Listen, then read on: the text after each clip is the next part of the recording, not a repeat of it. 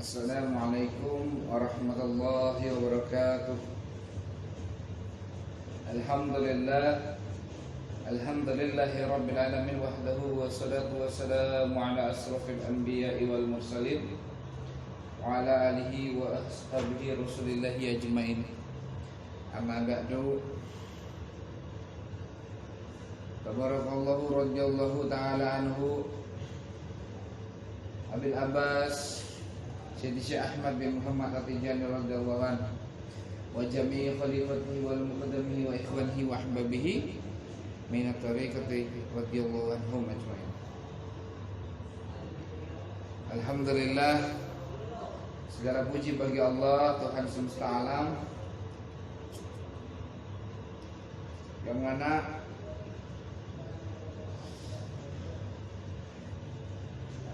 kita diberikan kesempatan kembali untuk melanjutkan kitab Fadilatul Azim, yang mana kitab ini penuh dengan keagungan dan keutamaan kemuliaan umat baginda Nabi Muhammad SAW yang Allah berikan kepada umat baginda Nabi Muhammad SAW, yang mana Allah berikan itu semua kepada umat baginda Nabi Muhammad SAW. Sehingga dengan wasilah kitab ini yang dikarang oleh guru kita Syekh Salahuddin Mahmud Al-Hasani Al-Tijani radhiyallahu anhu, bertambah rahmat yang Allah berikan kepada kita. Lebih merasakan kita rahmatnya Allah, maknanya seperti itu. Dan kita lebih bisa belajar berprasangka baik kepada Allah Subhanahu wa taala. Sejatinya Allah tidak akan pernah menyusahkan hambanya, enggak akan pernah Allah mau menyusahkan hambanya. Tapi hambanya sendiri yang membuat kesusahan di dalam kehidupannya. Sebab apa? Sebab tidak bertakwanya dia pada Allah Subhanahu wa taala. Nah, yang mana dalam kitab Fadilatul Azim ini terakhir kita itu membaca dan masuk dalam Azimu fadlillahi fi shalah, masuk dalam keutamaan-keutamaan Allah di dalam salat. Yang mana sampai kemarin kita itu kan di kajian sebelumnya di surat Hud 114. Ya, sehingga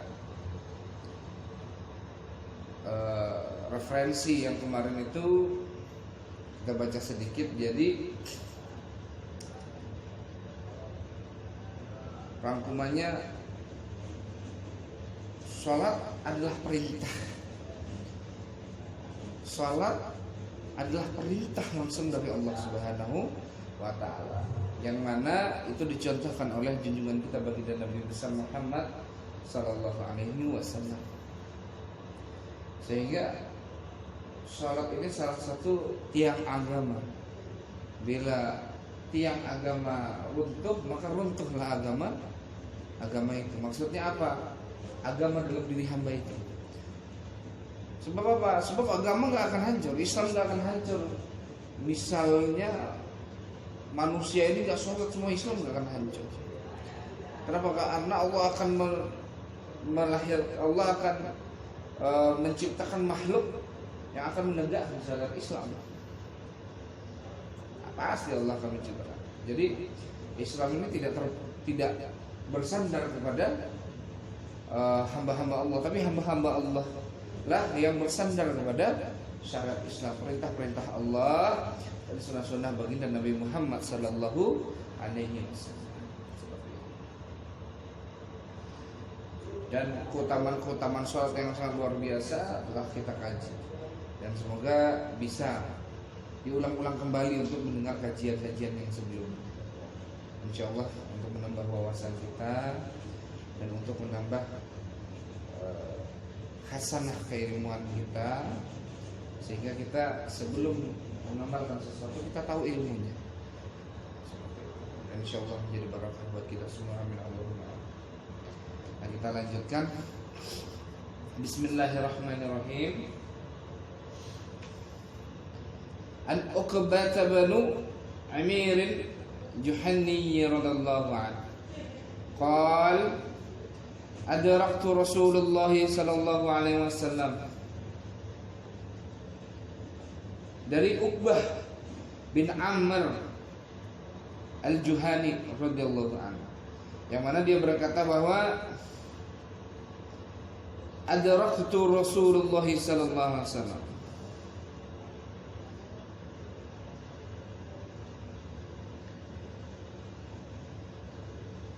yang mana Rasulullah sallallahu alaihi wasallam bersabda, qa'iman yuhaddisun nas fa'adraktu min qawlihi. Orang-orang yang ucapannya yang baik adalah mereka yang ucapannya baik kepada manusia. Nah,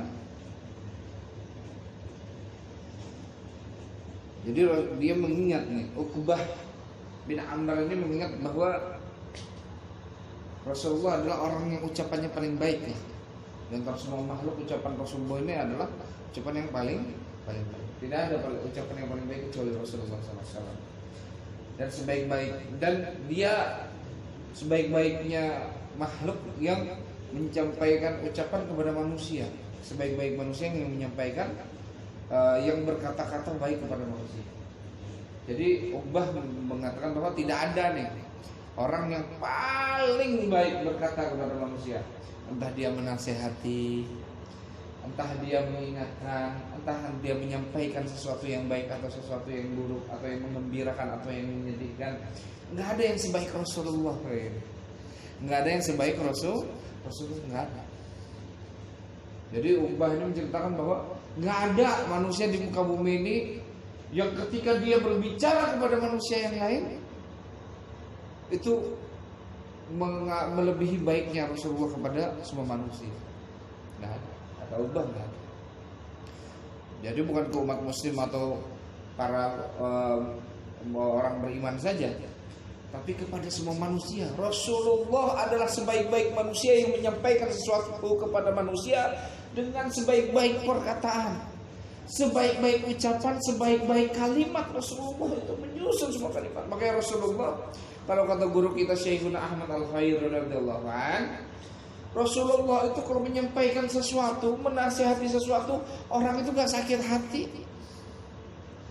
Orang itu gak sakit hati. Rasulullah kalau menegur seseorang, orang itu gak merasa tertegur. Enggak, orang itu gak merasa tertegur.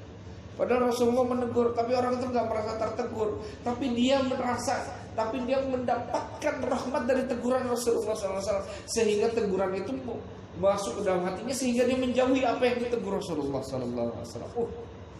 Boro-boro kita, ya, baru dibikin kopi, ya, istri kita bikin kopi aja, lupa tuh, masukin gula diganti garam, wah gitu, apaan nih asin banget kan begitu.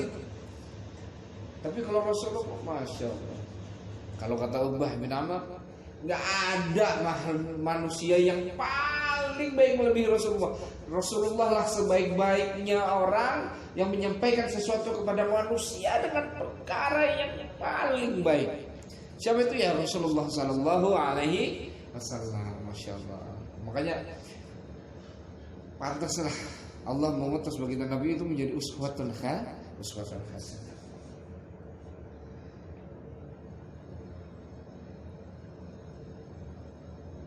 Lalu fa'adraktu min qawlihi. Lalu ingat nih Uqbah akan sebuah ucapan baginda Nabi Muhammad SAW. Apa? Mamin muslimina yatawadda'u fayuhsinu wudu'ahu summa yaqumu fayusalli rak'ataini muqbilun alaihima biqalbihi wa wajhihi ila wajabat lahul jannah. Masya Allah. Jadi apa kata Uqbah setelah Uqbah menyampaikan bahwa tidak ada nih Rasulullah itu tidak, Rasulullah sebaik-baik manusia yang menyampaikan sesuatu, dan aku ingat sesuatu yang disampaikan Rasulullah kepadaku. Apa itu? Mamin muslima yatawaddau wa yuhsinu wudu'ahu. Barang siapa dari orang-orang muslim yang berwudu dengan sebaik-baiknya wudu. Jadi berwudu itu dengan sempurna. Lalu apa? Summa yakum fayusalli raka'ataini. Lalu selesai dia berwudu dengan secara sempurna. Lalu selesai dia setelah berwudu, dia melakukan sholat dua rakaat. Muqbilun alaihima biqalbihi wa wajhihi. Maka Allah akan menjadikan naungan. Allah akan menjadi naungannya. Kayak gitu. Allah akan menjadi naungannya dari setiap perkara zahir dan batin. Perkara zahir dan batinnya. Bukan hanya di dunia saja, tapi sampai ke surga. Jadi orang, kata Allah, Rasulullah pernah menyampaikan bahwa barang siapa yang berwudu dengan sempurna. Wah, jadi wudu ya. Jadi orang berwudu dengan sempurna, dia membasuh muka dengan baik dan benar secara sempurna, membasuh tangannya secara sempurna, membasuh bagian anggota tubuh yang lainnya dengan secara sempurna, lalu dengan penuh kebersandaran kepada hadrah Allah yang maha mensucikan. Lalu orang itu melaksanakan, setelah wudu orang itu melaksanakan sholat 2 rakaat. Maka apa? Kata Rasulullah SAW, maka Allah akan menjadi naungannya dari setiap perkara zahir dan batinnya. Bukan hanya di dunia saja, tapi sampai ke surga. Jadi orang itu akan Allah naungi di dunia dan di akhirat. Betapa indahnya orang-orang yang bersuci dengan keadaan bersandar kepada Allah Subhanahu wa taala. Bahkan guru kita Syekhuna Ahmad Al-Khair radhiyallahu an mengutip dari guru-gurunya bahwa orang yang berwudu lalu dia mengingat Allah, bukan hanya melunturkan dosa-dosa kecil yang ada di zahirnya, tapi ketika dia berwudu mengingat Allah, dia juga membasuh semua dosa-dosa besar yang ada di dalam batin orang itu. Makanya ada ungkapan para aulia, apa? Berwudulah kamu dengan zahir dan batinmu. Jadi kita disuruh wudu itu jangan hanya zahir, tapi juga dengan batin kita. Bagaimana kita membersihkan batin kita ini? Bagaimana kita mengangkat setiap perkara-perkara yang buruk di hati kita ini dengan apa? Dengan zikrillah, mengingat Allah. Mengingat Allah adalah wudu yang paling indah bagi batin kita. Makanya orang wudu itu untuk apa? Untuk melakukan sholat. Sebab dia ingat Allah. Yang mahal dari segala perkara adalah ingatnya. Ketika engkau mengingat Allah, itu adalah perkara yang sangat luar biasa. Karena tidak ada satupun yang mampu mengingat Allah kecuali Allah yang bikin dia ingat kepada Allah. Nah, manusia ingat Allah, enggak. Manusia bilang aku ingat Allah karena usahaku sendiri. Aku yang ingat Allah. Allah enggak bikin ingat aku. Wah, na'udzubillah summa na'udzubillahi min zalik, seperti itu. Allah yang bagi ingat kepada kita, makanya kita ingat kepada Allah. Makanya yang mahal itu apa? Ketika kita diberikan anugerah mengingat Allah Subhanahu wa ta'ala. Nah, ini dilatih dengan banyak berzikir, membaca sholawat, membaca la ilaha illallah Muhammad Rasulullah setiap habis sholat, membaca istighfar 100 kali setiap pagi dan sore. Nah, kita dilatih untuk mengingat Allah. Seperti firman Allah, "Faskuruni askurkum waskuruli wala ta'furun." Ingatlah kamu kepadaku, maka aku akan ingat kepadamu.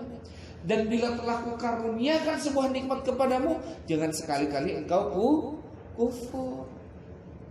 Nah, makanya perlunya kita mentazkiyatun nafs diri kita ini. Perlunya kita mensucikan jiwa raga kita ini. Dengan cara apa? Oleh sebab itu para ulama memberikan jalan-jalan apa? Tazkiyatun nafs, pensucian jiwa. Ada yang caranya dengan bersedekah, Siapa itu? Syekh Abdul Qadir Al-Jailani. Dia diangkat jadi wali sebab apa? Sebab banyak bersedekah.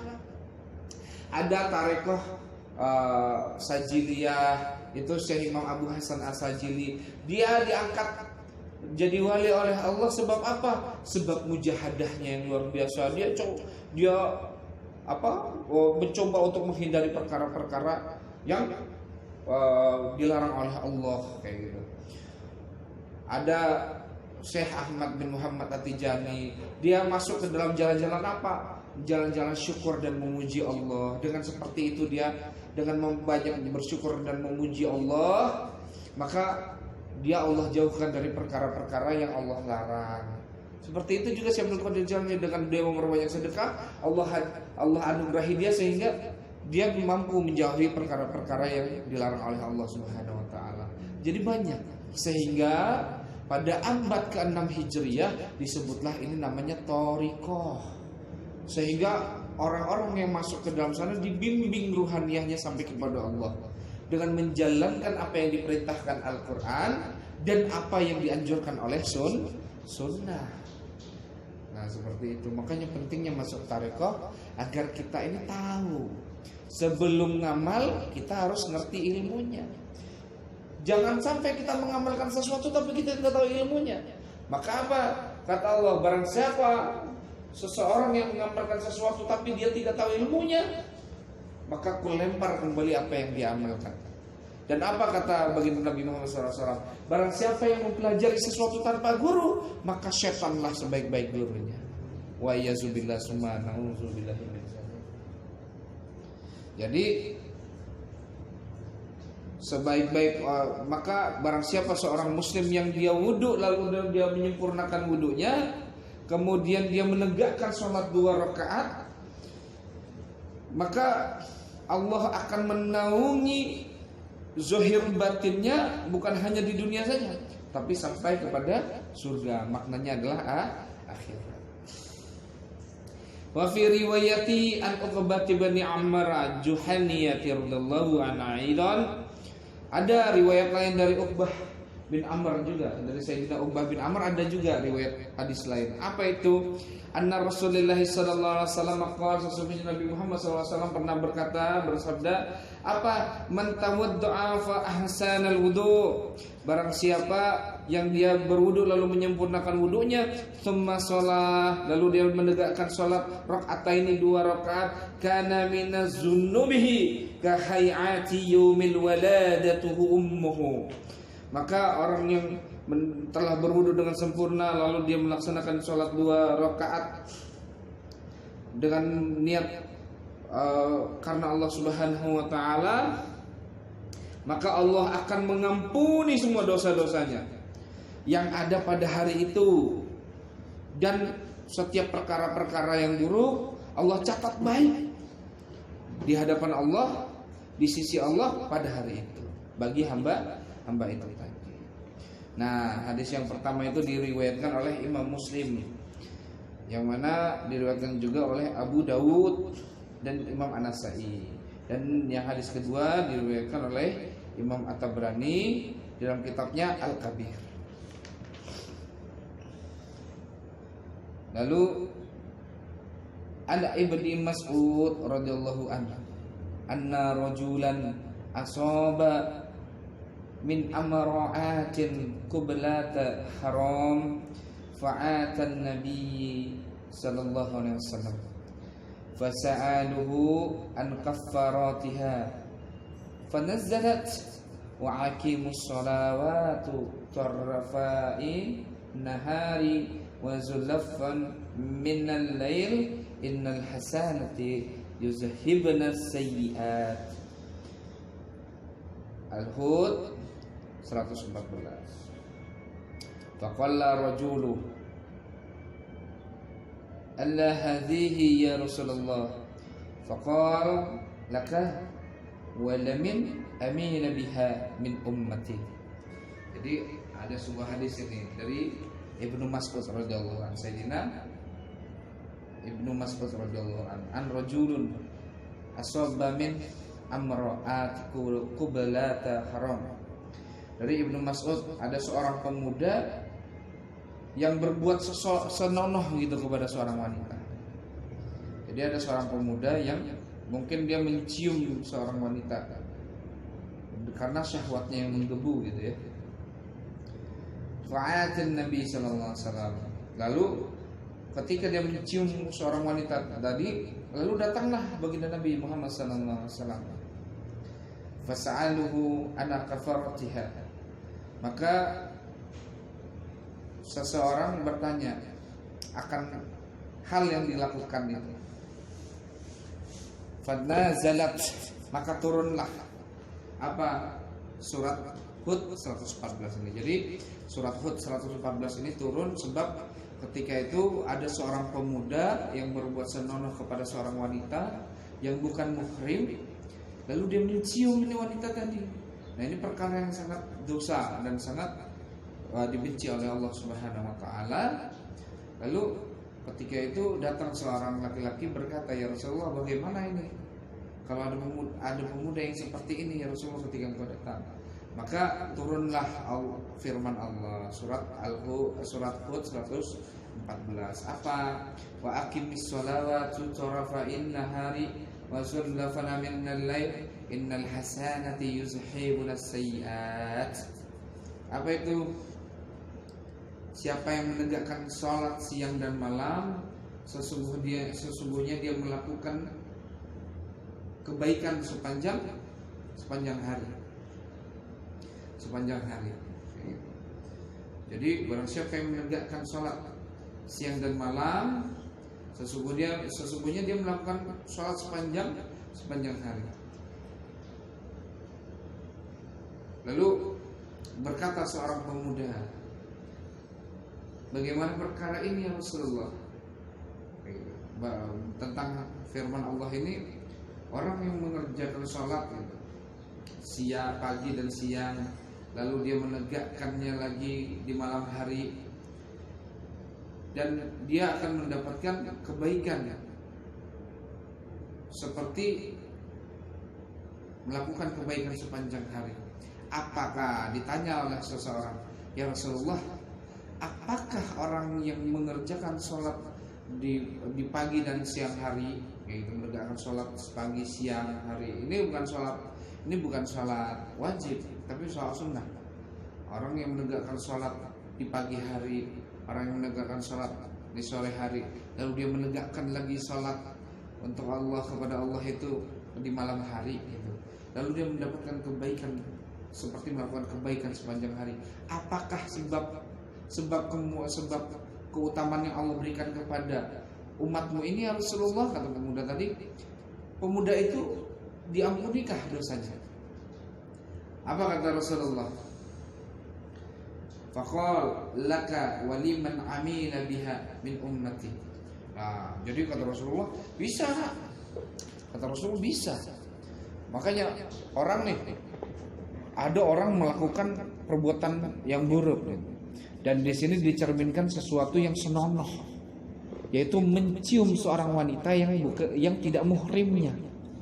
Dia mencium, dan itu sesuatu yang haram, benar-benar dilarang oleh Allah. Kenapa? Itu bukan istrinya, bukan adiknya, dia cium itu perempuan. Lalu ada orang bertanya, bagaimana ya Rasulullah? Ada orang yang seperti itu, kayak gitu. Bagaimana cara mendapatkan ampunan atas dosa-dosa seperti ini? Maka Allah berfirman turun nih surat Hud 114. Barang siapa yang menegakkan sholat pagi dan siang di penghujung hari, lalu dia menegakkan lagi di malam harinya, maka dia seakan-akan melakukan kebaikan kepada Allah sepanjang hari. Dihapus dosa orang yang mencium perempuan tadi itu, dihapus. Nah, ini sebab apa? Sebab bersandarnya hati seorang pemuda tadi dalam ketakwaan. Kenapa? Karena dia takut. Dia memohon kepada Allah apa fadlnya, keutamaannya, rahmatnya. Makanya Allah menurunkan firman ini. Rasulullah menyampaikan rahmat Allah. Sebab dia bersandar. Nah, kita melakukan dosa, ingat tobat aja kagak kan. Makanya bedanya kita sama sahabat zaman dulu. Para sahabat melakukan dosa itu dalam sekian detik dia itu cepat banget ingat kepada Allah untuk kembali. Makanya senang, susah, taat, maksiat itu terus berputar kepada kehidupan manusia. Dan yang paling penting bukan akhir dan awalnya, tapi ketika engkau taat, mampu gak kamu kembali kepada Allah? Ketika kamu maksiat, mampu gak kamu kembali kepada Allah? Yang mahal adalah kembalinya fitrah manusia kepada yang menciptakannya. Makanya Allah berfirman, ya ayyuhan nafsul mutmainnah, ya kan? Dalam Al-Quran, ya ayyuhan nafsul mutmainnah irji'i ila rabbika radiyatan mardiyah wadkhulil ibadi wadkhulil jannati. Apa kata Allah? Jiwa-jiwa yang tenang dipanggil sama Allah. Yang dipanggil sama Allah apa jiwanya? Jiwa-jiwa yang tenang. Hati-hati yang tenang. Kayak gimana sih hati yang tenang itu? Irji'i ila rabbika radiyatan mardiyah. Kembalilah kamu kepada Allah dengan keadaan ridho. Ridho dulu dengan apa yang Allah berikan kepada kamu. Nah kita ini kan bersyukur karena memang yang datang itu sesuai dengan syahwat nafsu kita, makanya bersyukur. Bersyukur kita ini masih tipu-tipu gitu. Kalau kita ingin tahu kualitas kita di hadapan Allah, kita kena musibah dulu baru tahu kita mampu nggak kamu bersabar. Kalau kamu mampu bersabar, kamu menghadirkan sifat kemuliaan dan akhlak dan adab kepada Allah Subhanahu Wa Taala, maka syukurmu itu bukan tipu-tipu. Lah kita gampang banget bersyukur ketika dikasih ujian musibah sama Allah. Lah ngeluhnya 7 hari 7 malam kan gitu. Ngeluhnya kita 7 hari 7 malam baru Allah kasih ujian aja. Tapi kalau Allah kasih nikmat aja, wah Masya Allah syukurnya cepat banget itu. Rasanya hanya sampai lisan aja, hatinya kagak. Kenapa? Karena nikmat itu sesuai dengan syahwat nafsu. Makanya Rasulullah SAW bersabda, lil hayatil insan bi ahbabu bi syauqi bi wahababu bi syabri. Dalam hidup manusia akan melewati satu pintu. Yang pintu itu tercipta dari 2 hal, apa? Sabar dan syukur. Yang mana setengahnya tercipta dari sabar, setengahnya tercipta dari rasa syukur. Dan manusia itu pasti melewati satu pintu ini. Jadi sabar dan syukur itu enggak terpisah. Manusia sebab syahwat nafsu, ego dan amarah keaku-akuannya besar, maka melihat nikmat dan ujian itu berbeda. Sebab itu manusia melihat nikmat dan ujian itu berbeda. Padahal apa? Innamal usri yusra fa innamal usri yusra. Di dalam kesulitan ada kemudahan, semuanya itu jalan beriringan. Hanya saja ketika manusia mendapatkan nikmat yang sesuai dengan syahwat nafsunya, ya udah dia bersyukur sampai lisannya. Padahal syukurnya manusia yang paling tepat adalah ketika Allah meridhoi dia. Nah itu orang-orang yang syukur. Ketika degup jantungnya Allah, kedipan matanya Allah, hembusan nafasnya Allah, nah itu orang-orang yang bersyukur. Orang-orang yang bersyukur adalah ketika dia tidak ada keinginan kecuali yang diinginkannya hanya Allah Subhanahu Wa Taala. Nah itu orang-orang yang musyakirin, orang-orang yang bersyukur kepada Allah. Dan orang-orang yang sabar adalah orang-orang yang nerima, taslim jiwanya. Ketika ada corona, dia nerima taslim, nggak guncang jiwanya sama sekali. Nah kita mau di swab aja udah ketar-ketir, takutnya kayak gimana, masuknya benda dalam hidung. Nah gitu, manusia itu sebab syahwat nafsu yang tidak dididik. Dan apalagi jauh dari pengajian, jauh dari majelis zikir, majelis ilmu, lalu dia memahami kehidupannya sendiri, ya udah hidupnya itu terbelenggu dengan susah senang, berputar aja di situ. Udah manusia itu sibuk berputar di area situ saja. Nikmat dan ujian itu nggak membuat dia terdidik dan nggak membuat dia kembali kepada Allah Subhanahu Wa Taala. Ya udah manusia itu capek di situ aja. Ujung-ujungnya apa? Ujung-ujungnya ketika dia benar-benar Allah beri ujian yang benar-benar membuat dia tersujud jiwanya, baru dia cari majelis ilmu, baru dia cari majelis zikir. Iya kalau ketemu orang yang ngasih ilmunya benar.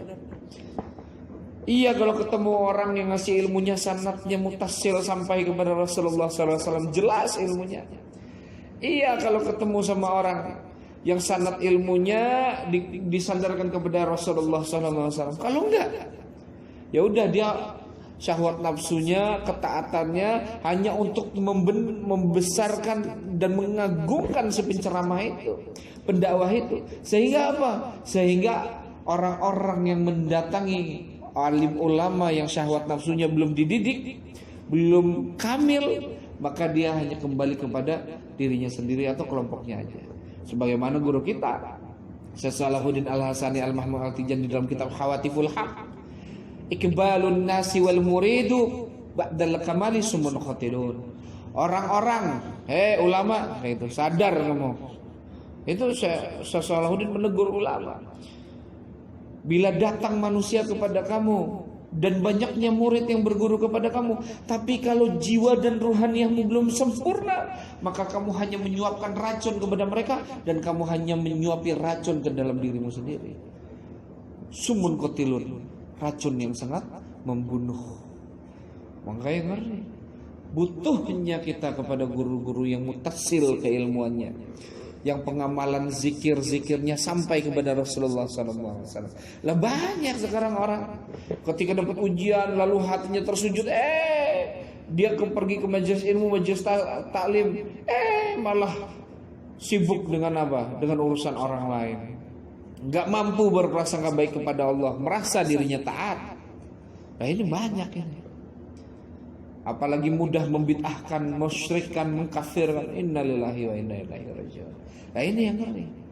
Kalau enggak, ketika dia sujud hatinya dia cari majelis ilmu, majelis taklim, ujung-ujungnya nangkep jin, ngangkat benda pusaka,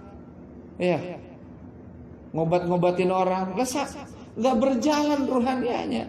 Ketika ditimpa musibah dan ujian yang Allah berikan lagi, celeng lagi dia. Lalu di mana Allahnya kalau seperti itu? Kapan kamu mengenal Allah Subhanahu wa taala? Ma khalaqtul jinna wal insa illa liya'budun. Tidaklah kuciptakan jin dan manusia kecuali untuk menyembahku. Makna al-budun itu maknanya itu adalah ma'rifat, mengenal Allah Subhanahu wa taala. Tidakkah diciptakan jin dan manusia kecuali untuk mengenal Allah Subhanahu wa taala? Makanya pentingnya kita menuntut ilmu kepada orang-orang yang ilmunya mutasil sampai kepada baginda Nabi Muhammad SAW dan tersambung juga kepada Allah Subhanahu wa taala. Lalu kembali lagi pemuda tadi berkata, ya Rasulullah, berarti orang yang menegakkan salat di pagi dan sore hari, lalu dia menegakkan lagi di malam harinya, maka itu akan menghapus keburukan dia di hari itu, ya Rasulullah. Naam, kata Rasulullah. Ya Rasulullah, terhapuskah dosa-dosa itu? Iya, kata Rasulullah. Laka, itu buatmu itu, untuk menghapus dosamu.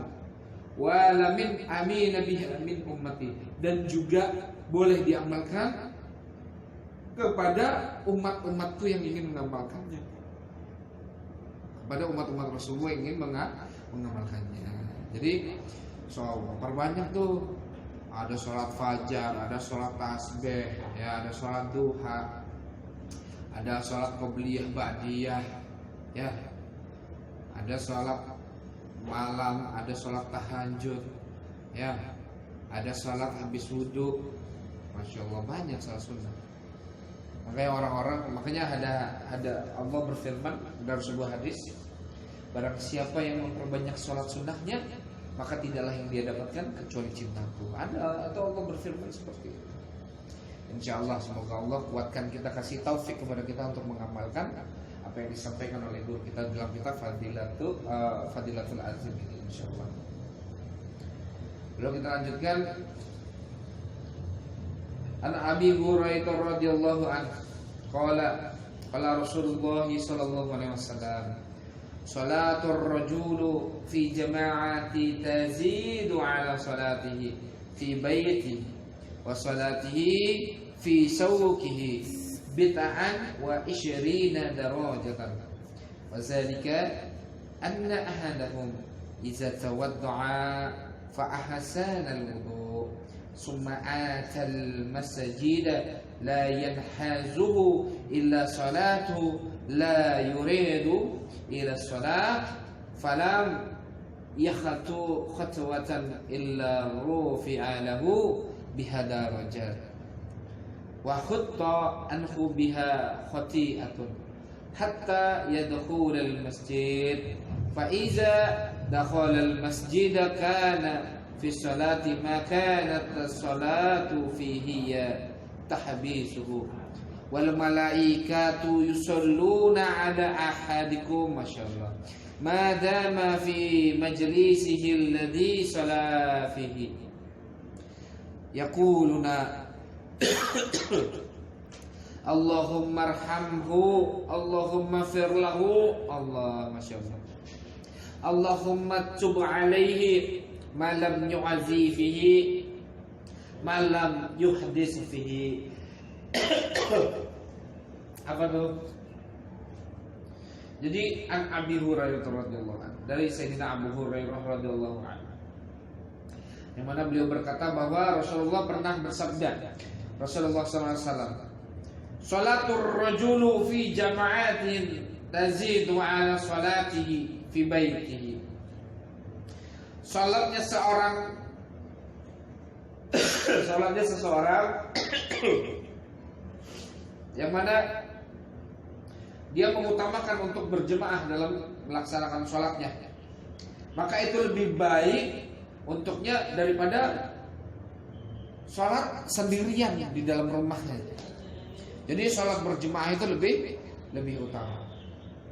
Jadi lebih utama daripada sholat sendirian di rumah. Washolatihi fi suqihi bid'an wa 20 darajatan. Dan sholatnya itu dalam keadaan berjemaah itu lebih utama. Apa itu? Dalam keadaan berjemaah itu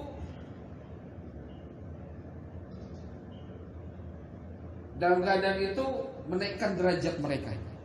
Jadi sholat berjemaah itu menaikkan derajat setiap hamba di sisi Allah Subhanahu wa taala. Nah kita memahami, kita malas banget buat sholat berjemaah, padahal belum tarekat Tijani wajib berjemaah itu kalau tidak ada uzur syar'i. Wajib berjemaah kalau tidak ada uzur syar'i. Jadi kita malas banget, masya Allah. Makanya perlu banyak kita beristighfar. Perlunya kita hadir majelis ilmu agar apa? Agar kita ini hatinya terus dinasehati. Makanya orang-orang yang malas datang ke majelis ilmu, majelis zikir itu orang-orang yang hatinya keras. Kenapa? Karena mereka nggak mau, syahwat nafsunya itu nggak mau ditegur, nggak mau dinasehati. Ya udah hidup karepe dewek. Ya udah ibadah karepe dewek. Mau masuk surga neraka karepe dewek, orang bisa. Orang bisa. Nah, orang-orang yang seperti itu sombong di hadapan Allah Subhanahu wa taala. Maka orang yang sholat berjemaah seperti ini dan dia terus melanggengkan itu, maka dia mendapatkan derajat yang mulia di sisi Allah Subhanahu wa taala. Wa zalika anna ahaduhum, dan orang-orang yang mengerjakan sholat berjemaah di antara kalian, iza tawaddu'a fa ahsanal wudu, dengan wudu yang disempurnakan, summa atal masjida la yanhazuhu illa salatu, kemudian mereka itu melangkahkan kakinya mendatangi masjid-masjid, rumah-rumah Allah, dan dia menegakkan sholat. Jadi yang masuk masjid lalu dia tegakkan sholat, karena Allah la yuridu ila shalah. Maka Allah akan menguatkan hamba itu di dalam sholatnya. Berarti dengan sholat itu hamba itu Allah kuatkan, Allah kokohkan, Allah istiqomahkan, Allah beri taufik dia untuk melakukan ibadah-ibadah dan kebaikan-kebaikan yang lain. Jadi ciri-ciri orang mendapatkan kekuatan dari Allah, dianugerahi taufik dan maunah yang kuat adalah apa? Lihat saja orang itu rajin ke masjid. Nah, di masjid dia menegakkan banyak sholat sunnah. Nah, itu orang-orang yang kuat jiwanya. Orang-orang yang kuat jiwanya. Allah kokohkan jiwanya untuk melakukan kebaikan-kebaikan. falam yakhatu khatwatan illa rufi'a lahu biha darajatan.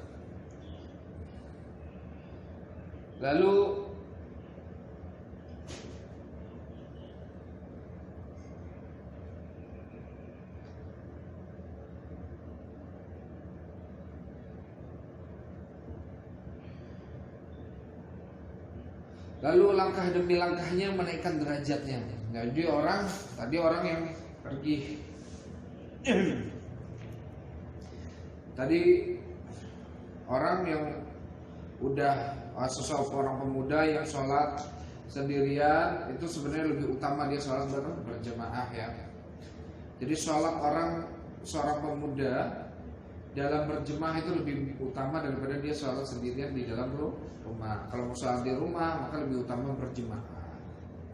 Itu lebih utama untuk rumahnya dan Allah menaikkan derajatnya. Dan barang siapa yang dan orang ini ini kelewat wassalatihi fi suqihi bid'an wa isyirina darajatan. Dan orang yang sholat seperti ini gitu. Orang yang sholat secara berjamaah gitu, itu dia sama seperti sholatnya dia sama mengampuni orang-orang yang tidak sholat ketika itu. Jadi gini, ibaratnya ada nih orang sholat berjemaah, ya ada orang yang jangan sholat berjemaah. Nah ada orang yang sholatnya tidak berjemaah, ya kan? Ada orang yang sholat tidak berjemaah. Sebab sholat orang yang berjemaah itu, maka Allah rahmati tuh orang yang sholatnya sendirian. Nah, dan itu wilayah dan kapasitas sholatnya itu berjemaah. Sebab sholatnya orang berjemaah ini, maka satu negeri itu kalau ada orang yang sholatnya sendirian, Allah rahmati itu seorang yang sholatnya sendirian. Nah makanya berjemaah itu lebih afdol dan lebih utama. Bahkan Thariqat Tijani sendiri itu mengutamakan berjemaah, sholat berjemaah, wirid berjemaah, ngaji apalagi berjemaah, masya Allah. Apalagi di majelis Nurul Khotim, insya Allah berjemaah semua. Amin Allahumma amin. Dan itu mendapatkan derajat di sisi Allah itu 20 derajat. Mendapatkan 20 derajat. Ini sholat di rumah loh. Ini sholat di rumah. Lalu orang yang melanggengkan sholat berjemaah seperti ini itu dengan wudhu yang sempurna. Nah lalu dia dalam keadaan wudhu yang sempurna, lalu dia niat pergi ke masjid, lalu dia masuk masjid, dia menegakkan sholat gitu. Maka Allah akan menambahkan kebaikan dari sholat itu. Jadi Allah memberikan taufik dan kekuatan buat hamba itu untuk melakukan kebaikan-kebaikan yang lain. Jadi sebab masuk dia ke masjid lalu menegakkan sholat, menghormati masjid, maka Allah akan menguatkan dia melakukan kebaikan-kebaikan yang lain. Kokoh jiwanya. Falam yakhatu khatwatan illa rafi'an lahu biha darajatan. Dan setiap langkah dia tadi itu menuju masjid itu menaikkan derajatnya. Setiap satu langkah satu derajat, satu langkah satu derajat. Masya Allah. Fahutta anhu biha qati'atun. Dan setiap langkahnya itu juga selain menaikkan derajat itu menghapus dosa-dosanya. Jadi satu langkah dia itu menghapus dosa-dosanya. Menghapus dosa-dosanya. Yang mana tidaklah ketika dia sampai di masjid dia dalam keadaan yang bersih dari dosa. Masya Allah. Orang yang melangkahkan kaki ke masjid itu langkahnya itu Allah naikkan derajat dia. Lalu di langkahnya itu Allah ampuni setiap dosa-dosanya, Allah bersihkan dosa-dosanya, Allah ampuni dosa-dosanya, Allah maafkan dosa-dosanya. Sehingga dia sampai ke masjid itu bersih dia dari dosa. Masya Allah. Fa iza dakhul al masjid kana wa salatu makanat as-salatu hiya tahbisuhu.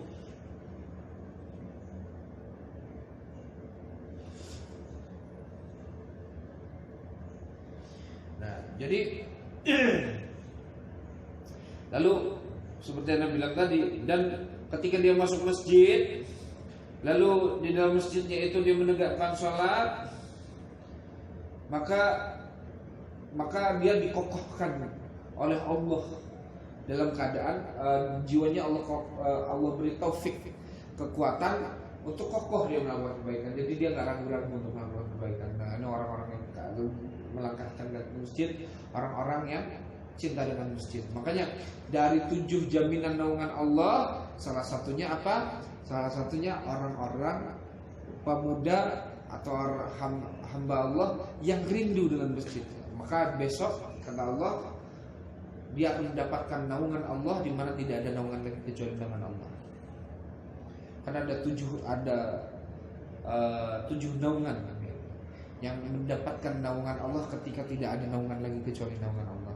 Nah, salah satunya adalah pemuda yang rindu dengan masjid. Maksudnya apa? Orang yang melangkahkan kakinya terus menerus ke masjid, insyaallah secara istiqamah. Wal malaikatu yusalluna ala ahidikum ma damma fi majlisihi alladhina salla fihi. Maka semua malaikat itu mendoakan orang itu. Jadi Allah memerintahkan juga kepada semua malaikat untuk mendoakan, merahmati orang-orang ini. Kayak gitu. Dan orang-orang dan Allah memerintahkan kepada malaikat merahmati juga orang-orang yang duduk di dalam masjid itu. Dan menegakkan sholat di dalam masjid itu.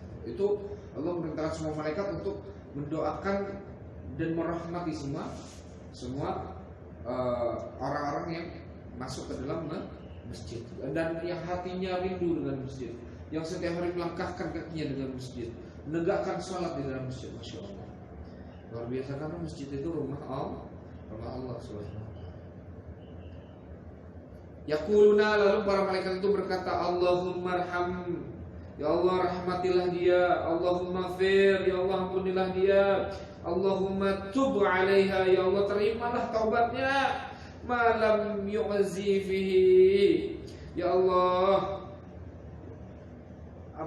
ya Allah naungi dia, malam yuhdisu fihi, gitu.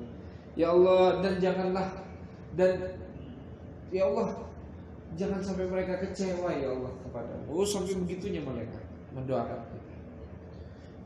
Ya Allah, jangan kecewa mereka kepadamu ya Allah. Sebegitu.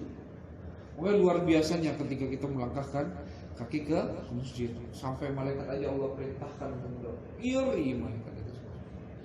Luar biasa, masya Allah. Keutamaan orang-orang yang rindu kepada masjid. Makanya sholat ini luar biasa. Sholat itu enggak sembarangan Allah. Sholat itu perintah langsung dari Allah Subhanahu wa Ta'ala.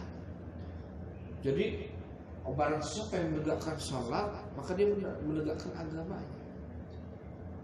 Makanya sholat itu luar biasa. Makanya ada sebuah kisah filosofi sholat. Makanya ada hal unik tentang sholat. Makanya sholat itu mencerminkan kehidupan manusia. Sholat itu mencerminkan kehidupan manusia. Dulu manusia itu ketika lahir ke dunia, lalu diberikan akal syahwat nafsunya, lalu dia berkembang, lalu ketika balik dia udah berjalan dengan dirinya sendiri. Dia tidak ditanggung lagi dosanya oleh ibu bapaknya. Dia menanggung dosanya dia sendiri. Maka manusia itu sombong. Dia mengakui Allah, tapi sombong. Makanya Allahu Akbar, orang kalau mau salat tuh Allahu Akbar, takbiratul ihram itu berdiri. Menegakkan manusia itu sombong dengan kediriannya. Makanya Allahu Akbar, berdiri itu menunjukkan manusia itu sombong dengan keaku-akuannya. Allahu Akbar kabira walhamdulillahi katsira, sampai Al-Fatihah, sampai ayat pendeknya. Maka manusia yang seperti ini, dia mengakui Allah, tapi dia masih penuh dengan syahwat nafsu keaku-akuannya. Allah kasih dia musibah. Allah kasih dia musibah, makanya sujud dia. Allahu Akbar, ketika dikasih musibah dia baru ingat Allah. Allahu Akbar, sujud, ruku dia. Apa ucapannya? Subhana rabbiyal azimi wa bihamdihi. Apa yang dia ucapkan? Subhanarabbil azim. Baru dia itu ngagungin Allah. Baru dia ngagungin Allah. Udah ngagungin Allah, udah ini, tetap manusia itu ada lalainya. Allah angkat dan Allah beri nikmat, berdiri lagi dia. Allah udah tahu kamu siapa aku. Allah, seakan-akan Allah berkata seperti itu kepada hamba. Tahu kamu siapa aku? Baru sami Allah liman hamidah. Aku mendengarnya. Baru berdiri, tapi masih sombong manusia ini, masih ada keaku-akuannya. Allah kasih lagi musibah. Allah kasih lagi musibah. Baru dia sujud. Apa dia ucapkan? Subhanarabbiyal a'la wa bihamdihi. Subhanarabbiyal a'la wa bihamdihi. Engkau ya Allah yang maha agung, Engkau yang maha tinggi. Tidak Tuhan selain Engkau. Baru dia akui keesaan Allah. Kasih musibah baru dia akui. Baru Allah angkat. Manusia itu udah gak bisa berdiri lagi. Allahu Akbar. Duduk dia. Gak bisa lagi dia berdiri. Duduk dalam keadaan yang penuh ta'zim. Makanya duduk yang penuh ta'zim itu ada dua, at-tahiyatul awal dan at-tahiyatul akhir. Duduk dia penuh ta'zim. Baru dia doa atas apa yang telah dia lalui sebelumnya. Apa? Robbi firdi wali apa? Dua lalu dan sujud dia, lalu dia duduk. Robbi firdi wali walidayya warhamhuma kama rabbayana shaghira, bukan. Baru dari sujud dia duduk. Rabbi firli warhamni wajburni warfa'ni warzuqni wahdini wa'afini wafu'atni. Semuanya hanya doa untuk memohon ampun. Masya Allah, luar biasa. Rabbi duduk ya. Rabbi firli warhamni wajburni warfa'ni warzuqni wahdini wa'afini wafu'atni. Baru dia udah kayak gitu. Baru Allah berikan dia ujian, tapi dia menikmati. Lalu sujud dia lagi. Subhanarabbiyal a'la wa bihamdihi. Subhanallah. Baru duduk dia dengan keadaan ta'zim yang penuh pengharapan, penyandaran dan bergantung penuh kepada Allah Subhanahu wa taala. Makanya akhirnya dia penuh dengan pujian apa? At-tahiyatul mubarakatus shalawatut thayyibatu lillah. Assalamu alayka. Baru manusia baru dia mengagungkan dan memuji Allah dan Rasulnya. Baru dia bilang asyhadu an la ilaha illallah wa asyhadu anna Muhammadar Rasulullah. Allahumma shalli ala sayyidina Muhammad wa ala ali sayyidina Muhammad wa shalli ala sayyidina Muhammad. Sampai apa? Sampai salam. Maknanya dari kisah ini apa? Manusia dalam kehidupannya itu pasti Allah kasih ujian agar engkau selamat. Makna salam itu mengenal Allah Subhanahu wa taala. Tidak mungkin kau bisa sabar kalau kau tidak dikasih ujian. Tidak mungkin kau menikmati syukur kalau kau tidak diberikan tentang pahitnya kehidupan. Mana mungkin? Makanya betapa luar biasanya, betapa maha baiknya Allah menggiring kita untuk selamat di dalam kehidupan ini. Sejelek-jelek kamu, seburuk-buruk umat manusia, Allah akan membuka selebar-lebarnya pintu ampunan dan rahmatnya. Betapa beruntungnya kita menjadi umat baginda Nabi Muhammad sallallahu alaihi wasallam. Betapa beruntungnya kita. Makanya bersyukur kita dilahirkan menjadi orang yang mengimani Allah dan Rasul-Nya. Bersyukur kita menjadi orang yang masuk dalam agama yang Allah ridhoi di dunia dan di akhirat. Makanya luar biasa sholat itu. Makanya sholat itu memiliki rahasia yang unik. Kalimat la ilaha illallah itu ada 12. Ada 12 huruf. Muhammad Rasulullah ada 12 huruf. Maka di 12 tambah 12 24. Hari, setengah hari itu 12 jam. Dan setengah hari lagi 12 jam. Maka digabungin itu 24. Kenapa? Mana yang 25 itu? Yang 25 adalah seluruh alam ini ketika menyatu. Tentang zaman dan waktu. Nah itulah Nur Muhammadiyah. Maka yang ke-25 adalah Nabi penutup dan Nabi penyempurna semua makhluk, yaitu baginda Nabi Muhammad SAW. Makanya tidak ada Nabi lagi setelah Nabi kita Muhammad Sallallahu Alaihi Wasallam. Nggak ada Nabi lagi. Makanya bulan ada 12 bulan. Masya Allah. Ada 12 bulan. Ada 12 waktu. Siang 12, malam 12. Di dalam sholat itu ada 12 keadaan. Nabi Musa memiliki 12 suku. Nabi Isa memiliki 12 murid. Ada rahasia di angka 12 itu luar biasa. Jaharatul Kamal dibaca 12 kali. Masya Allah, luar biasa. Dan barang siapa membaca Jaharatul Kamal 12 kali, maka yang ketujuh maka Rasulullah hadir di hadapan dia. Kita aja yang matanya ini masih banyak dosa sehingga tidak bisa menyaksikan betapa indahnya Rasulullah SAW ketika hadir di hadapan kita. Orang yang membaca salat Jaharatul Kamal 12 kali, maka ketika membaca yang ketujuh Rasulullah hadir di hadapan kita. Luar biasa. Nah, di dalam salat juga seperti itu. Salat itu ada 12 keadaan. Pertama, ketika takbir. Lalu baca Al-Fatihah. Baca ayat pendek. Ruku', i'tidal, sujud, lalu duduk, sujud, salam. Jadi ada 12. Yang pertama itu takbir. Kedua baca doa iftitah. Ketiga Al-Fatihah. Keempat ayat pendek. Kelima ruku'. Keenam i'tidal. Ketujuh sujud. Kedelapan duduk. Kesembilan sujud lagi. Kesepuluh duduk lagi. Kesebelas salam ke kanan. 12 salam ke kiri. Nah itu ada 12 keadaan. Jadi 12 keadaan ini itu semuanya menunjukkan sifat ubudiyah, kehambaan kepada Allah Subhanahu wa ta'ala. Makanya orang ketika melaksanakan sholat dengan keadaan wudu yang sempurna dan penuh bersandarnya kepada Allah, maka setiap dosanya Allah ampuni dan Allah maafkan. Makanya bersyukur ini adalah keutamaan yang luar biasa bagi umat baginda Nabi Muhammad SAW. Oleh sebab itu, mari kita berharap, kita berdoa semoga Allah istiqomahkan kita dalam melaksanakan sholat. Sebab nggak akan mampu kita sholat kalau Allah tidak meridhoi kita untuk sholat. Makanya kita terus paksa diri kita agar keridhaan itu turun. Kita ini sholat masih dalam keadaan terpaksa. Makanya bersihkan hati kita dengan zikir dan menuntut ilmu, dengan nasihat-nasihat dari guru kita, ilmu-ilmu yang mutasil yang sampai kepada Rasulullah dan tersambung kepada Allah Subhanahu wa taala. Agar apa? Agar sifat akhlak-akhlak mulia itu hadir dalam diri kita, sehingga kita melakukan ibadah apapun itu enggak terpaksa.